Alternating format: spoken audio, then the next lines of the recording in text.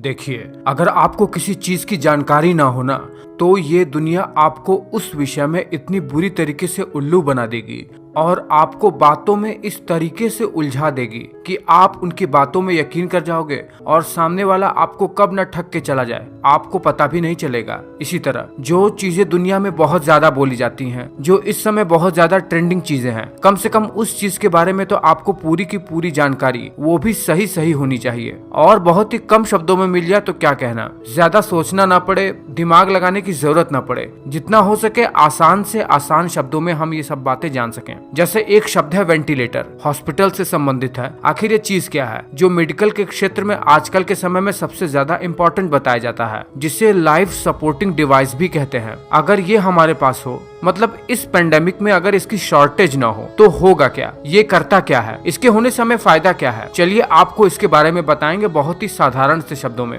ज्यादा दिमाग लगाने की जरूरत नहीं पड़ेगी। देखिए, हमारा फेफड़ा हमें सांस लेने में मदद करता है। हम नाक से सांस लेते हैं। यह एयर जो कि हम नाक से लेते हैं वो विंड पाइप से होते हुए दो भागों में बढ़ जाता है, जो कि फेफड़ा होता है। इन फेफड़ों के अंदर छोटे छोटे बैग लाइक स्ट्रक्चर होते हैं जिन्हें एल्वेओलाई कहते हैं। यहीं से ऑक्सीजन ब्लड में पास होता है और पुराना कार्बन डाइऑक्साइड एल्वेओलाई से होकर नाक के द्वारा हमारे शरीर से बाहर निकल जाता है। लेकिन कुछ कंडीशन में ऐसा होता है जब व्यक्ति का फेफड़ा ढंग से काम नहीं कर पाता है, जैसे निमोनिया, कुछ खास प्रकार की फेफड़ों की बीमारियां, जैसे चीजों में उसे सांस लेने में मैकेनिकल मशीनों की आवश्यकता होती है और उसी मैकेनिकल मशीन को जो व्यक्ति को सांस लेने में मदद कर सकता है उसी को कहते हैं वेंटिलेटर। जैसा इसका नाम है, वेंटिलेटर मतलब वेंटिलेशन करने वाला। अब देखिए ये कैसा होता है, ये काम कैसे करता है। देखिए, सबसे पहले तो जिस भी पेशेंट को वेंटिलेटर पर लाना होता है उससे पहले कुछ खास प्रकार के ड्रग देकर बेहोश कर दिया जाता है। फिर इस प्रक्रिया में एक एल टाइप की टूल होती है जिसे लैरिंगोस्कोप कहते हैं।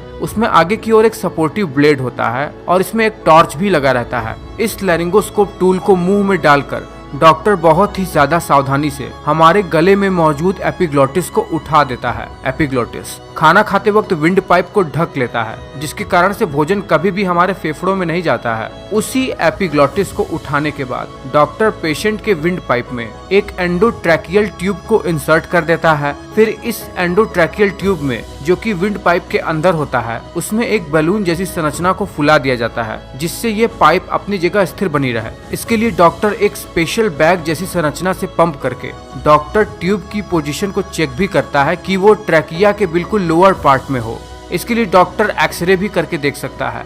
एक बार ये सारा प्रोसेस पूरा हो जाए उसके बाद डॉक्टर इस एंडोट्रैकियल ट्यूब में एक मैकेनिकल वेंटिलेटर को जोड़ देता है, एक स्पेशली डिजाइन मैकेनिकल पंप जो कि मनुष्य के फेफड़ों को ऑक्सीजन प्रोवाइड कराने में मदद करता है और शरीर के अंदर से कार्बन डाइऑक्साइड निकालने में भी मदद करता है। ये व्यक्ति को सांस लेने में मदद करता है। इस प्रकार से एक व्यक्ति तब तक वेंटिलेटर पर रहता है जब तक वो खुद से सांस लेने में सक्षम न हो जाए और इसी प्रक्रिया में कार्बन डाइऑक्साइड और ऑक्सीजन की मात्रा को निरंतर चेक भी किया जाता रहता है। तो है ना, बिल्कुल साधारण से शब्दों में वेंटिलेटर की पूरी जानकारी। आपको ये वीडियो कैसा लगा है मुझे नीचे कमेंट करके बताओ। अच्छा लगा है तो लाइक जरूर करना।